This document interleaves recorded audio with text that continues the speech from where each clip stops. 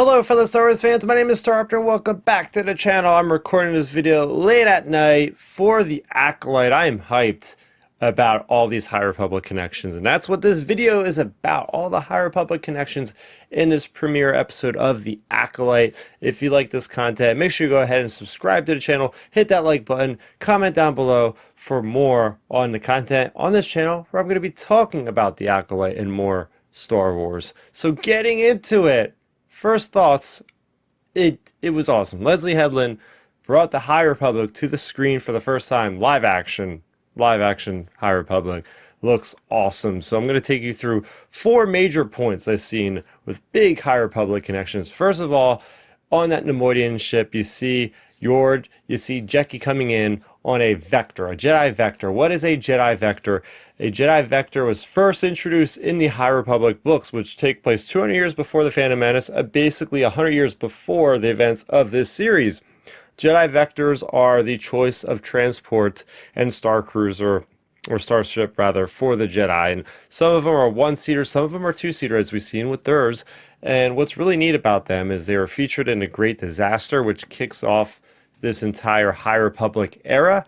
And you need a lightsaber to basically insert into the Vector to fire its lasers. So it's kind of like a safety protocol where, again, the Jedi are not supposed to be these, overwhelming force that are going to just, take these people down immediately. They are only going to use their weapons if they are absolutely necessary. And we see a lot focused with Master Indara in these opening episodes. I really enjoyed the iconography of the Jedi of this time, especially on Coruscant, right? We're seeing the white capes, we're seeing the gold tabards as like the formal wear as they're walking around. But then we're also seeing Master Soul with the mission garb on when he goes to investigate what's going on with Osha and May. They're wearing, so this is exactly pulled out of the books, exactly pulled out of the comics, and that's what I really like to see is Leslie Headland back in Celebration 2023 there in London was brought on as the 11th person of the High Republic team. And she has certainly conversed with all the authors, everybody involved, because another huge connection is we have Vernestra Rwoh live in the flesh. Yes, the prodigy Jedi that we read about first in A Test of Courage, which was part of Phase 1, Wave 1 of the High Republic books back in, what was that, like 2021 or something like that. Yes, we get to see her in the flesh. Obviously, Amiri Allen can live a very long life, and she's well into her hundreds at this point.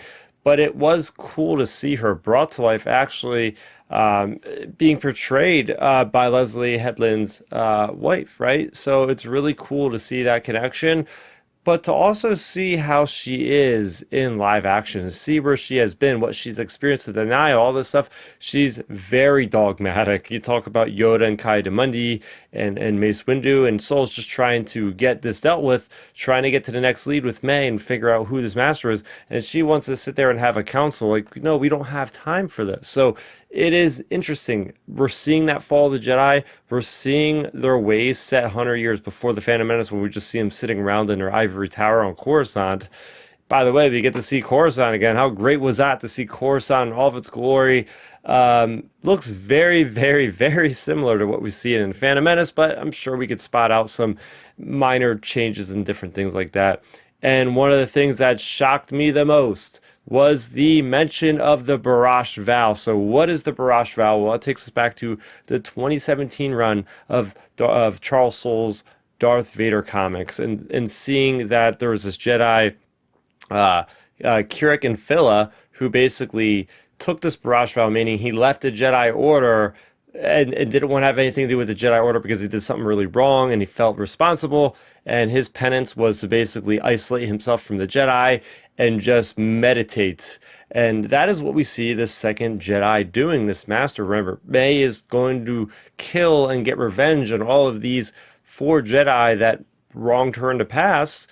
And there she finds the one guy, and she offers him a way out of his emotional wreckage because he's on this Jedi outpost, and he is basically just hovering with the Force, which was really badass, by the way, and hasn't talked in like 10 plus years because he has taken the Barash Vow.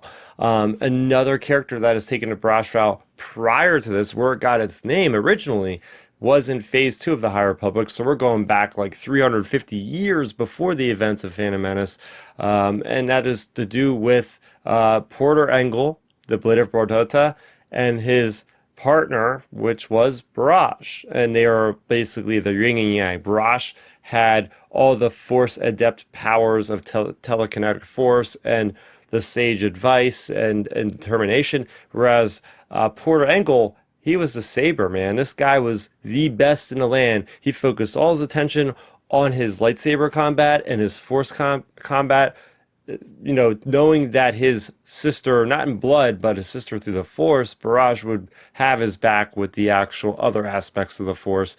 They had this big conflict that they were dealing with, and it ended up in a way where Barash felt so bad for how things turned out. They did not turn out in the Jedi's favor, that she hence basically went on this retreat and isolated herself, and that's where we get the Barash Vow from originally. So it was really cool to see that. We have Jedi Outposts. That's where this one Jedi Master that basically May killed by allowing him to drink this poison. Jedi Outposts in the High Republic were just bastions across the galaxy, mainly in the Outer Rim, for the Jedi to have like their little bases that they can contact with the public. The public can go and see them and ask for help and different things like that. So that's where all that was from. But yeah, I mean, those were the big connections I seen. I really love how deep into the weeds this is getting. Pieces of lie. I know it's not directed at the High Republic, but that is from the Sith Code. That is from, I think, as early as Knights of the Republic in 2002. There is so much in here, even like ridiculous little things I noticed, like Gonk droids. Seeing an earlier version of a Gonk droid that doesn't look exactly like we see it in A New Hope, right? Seeing Neimoidians, right? We know we're getting closer to the Phantom Menace, and seeing them just, I was so happy to see the Neimoidians. Just stupid things like that just lead me to believe that Leslie Headland knows what she is doing show writing the show. Yes, granted, we have 6 more episodes. A lot could go wrong from here on out, but just in general, my overall thoughts for the Acolyte, the first 2 episodes I just watched, were this is great Star Wars. I like how we're going into a different direction with a mystery, even having, you know, the Obi-Wan mystery music from Attack of the Clones playing at one point when the guy basically took the poison and died. You know, the action is great. The sets are great. They look very high quality. The costumes look very high quality. The prosthetics, like Jecki, like there's just so much in this show that I'm very much looking forward to diving in deeper and deeper every week. And speaking of which, you can check out my channel here. Subscribe if you haven't already. I'm going to be talking about this show, these 2 episodes, in a much larger, longer format over on this channel on Sunday. Outer Rim Transmission, my weekly podcast, 7 p.m. Eastern. Be there. Check it out. That's going to do for me, Starrapter. Thank you so much for watching. Let me know if I missed any High Republic connections, by the way. Anyways, have a good one. May the Force be with you always. For light and life. Thanks for checking out the video. Please hit that thumbs up symbol. It helps me know that I'm making content that you guys enjoy. And if you enjoyed this video, I also include 2 videos down below you guys should check out. And please consider subscribing to this channel. It helps support me and it notifies you guys of when I get new videos up on the channel. You can also contact me on Twitter, Facebook, and Instagram at Starrapter.